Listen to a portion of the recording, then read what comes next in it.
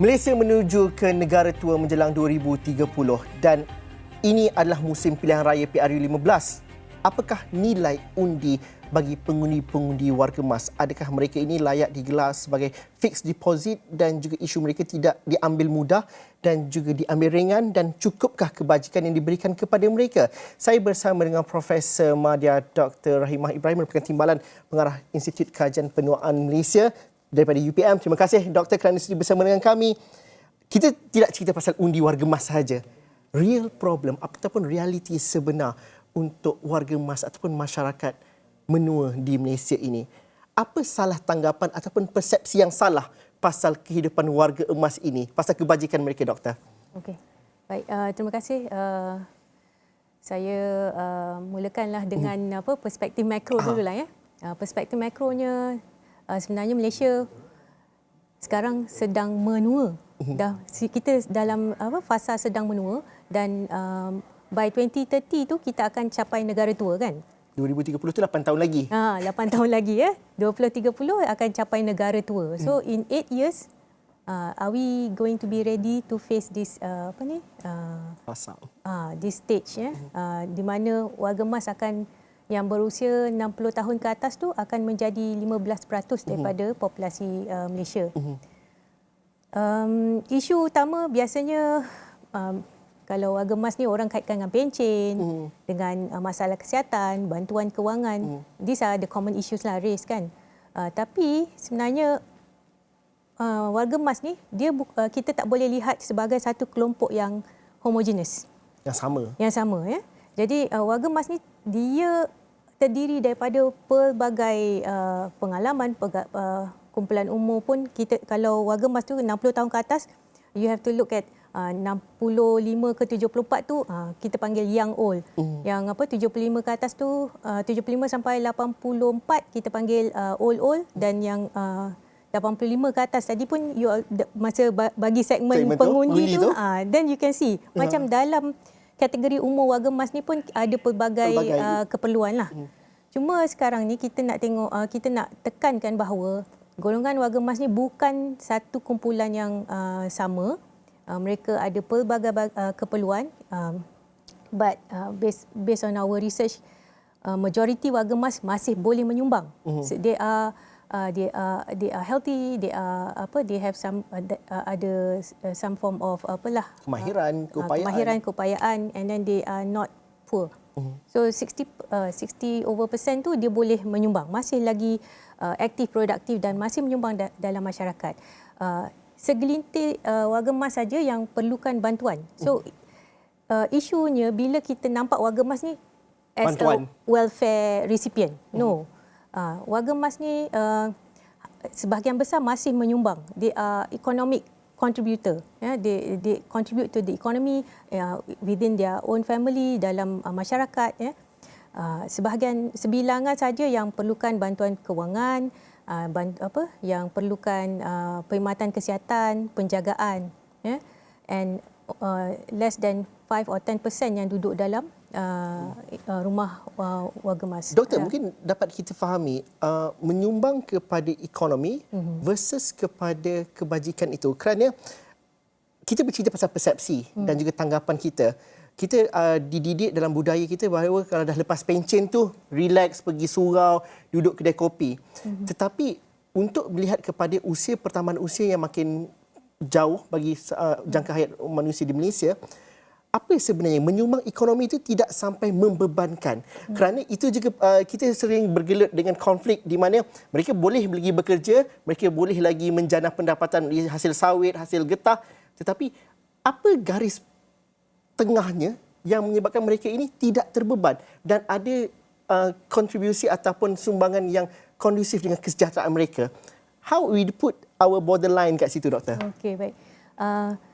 Bagi populasi sekarang macam by the time kita 60 tahun, on average kita ada 18 ke 20 tahun lagi untuk capai kita punya life expectancy di Malaysia kan. So life expectancy Malaysia 76 to 78 kan for women. On average 75 macam tu. Cumanya selepas umur 60, kan sekarang kita bersara umur 60, so you have about 20 years lah to go. Do you have enough? Do you have enough savings pendapatan, ataupun do you have some form of economic security to last you towards the end of your life tu? Lagi satu, dari segi kesihatan. Warga emas di Malaysia ni majoritinya akan ada lebih daripada satu penyakit. 3 serangkai. Cakap biasa. Tadi pun ada disebut oleh doktor ataupun pakar geriatrik. Memang penyakit 3 serangkai ni sangat lazim lah dalam kalangan warga emas. Jadi kalau dengan isu kesihatan dan dalam situasi yang memerlukan perkhidmatan dan rawatan kesihatan dan mungkin perlukan kepada penjagaan jangka panjang. That one kita tak ada. Kita alhamdulillah boleh lagi akses perkhidmatan kesihatan di hospital kerajaan, tapi untuk penjagaan jangka panjang tu we cannot rely totally on the family, because family pun dah berubah. Struktur saiz pun dah berubah. Jadi kat mana kita akan dapat penjagaan jangka panjang tu? And the risk is sekarang ni generasi warga emas sekarang mungkin masih selesa, dan apa pula situasinya untuk generasi warga emas akan datang. Yang itu kita tak pasti macam mana, whether can we still access the current services, ataupun apakah bentuk-bentuk security yang kita perlukan untuk hidup sejahtera pada usia tua pada masa hadapan. Apabila kita bercerita mengenai warga emas pada masa akan datang, mereka terdiri daripada kelompok usia kita, 30-an sehingga ke 40 hingga ke 50. Dan ini adalah golongan yang paling tertekan dengan keadaan ekonomi semasa dan juga tidak banyak menyimpan. Ini dibuktikan dengan survey dan juga data-data yang sedia ada. Bagaimana kita membayangkan kalau tidak dilakukan polisi yang lebih komprehensif dan lebih realistik, itu akan menjadi satu bebanan untuk 20 tahun akan datang.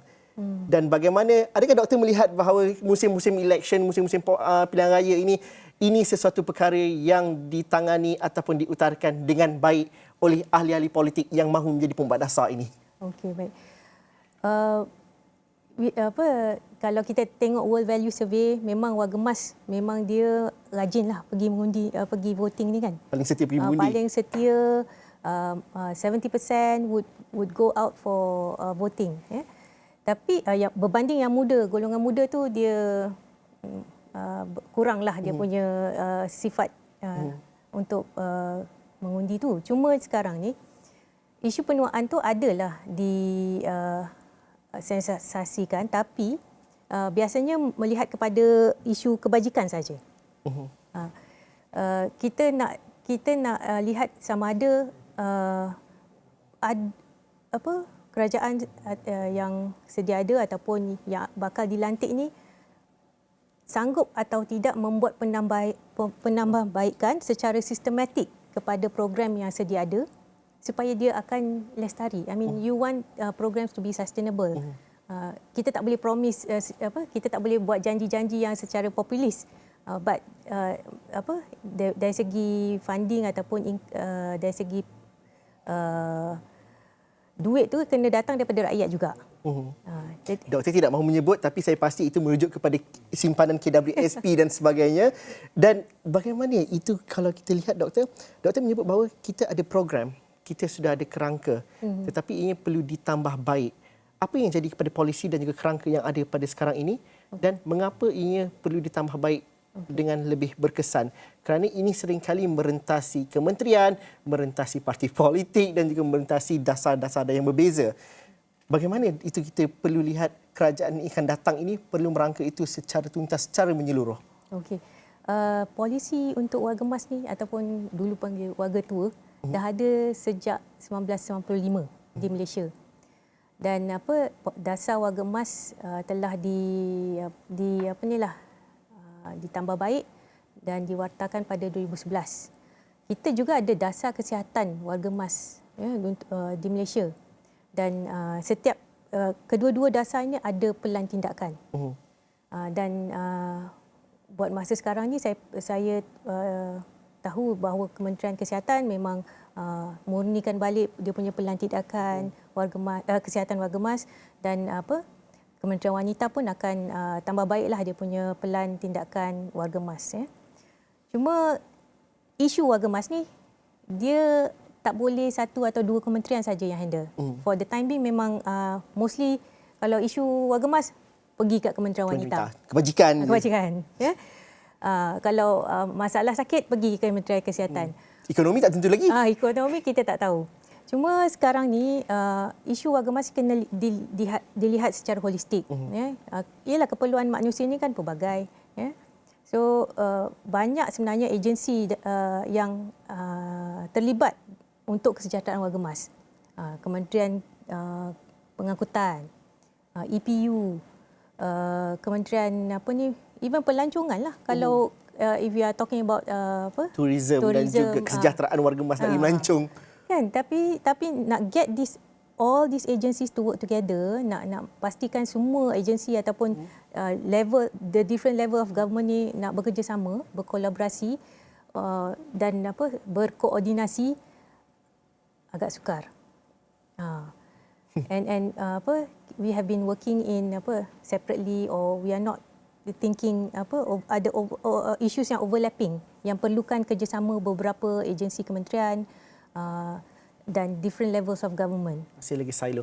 Doktor, akhirnya ini adalah musim rakyat adalah bos. Kita perlu menentukan untuk orang politik yang nakkan undi kita ni untuk bekerja. Jadi bagaimana rakyat dan juga masyarakat secara keseluruhan, mereka yang bergelar warga emas, yang mungkin populasi terbesar juga menonton Astro Awani sekarang ini, perlu mendesak kepada mereka yang mahu berkuasa ini untuk menangani isu warga emas dengan sebenarnya. Mungkin perbincangan ataupun ayat seperti tak apalah dapat bantuan keluarga dan juga dapat bantuan RM200 one off itu cukup. Tapi untuk warga emas dan juga mereka yang tinggal di luar bandar, apa lagi kehendak mereka yang perlu dipenuhi? Apa yang mereka perlu minta dan apa yang perlu mereka desak? Okey. Isu warga emas ni kalau kita nak think outside of the box kan. Macam nak tengok secara menyeluruh rather than kebajikan ataupun kesihatan saja. Ya.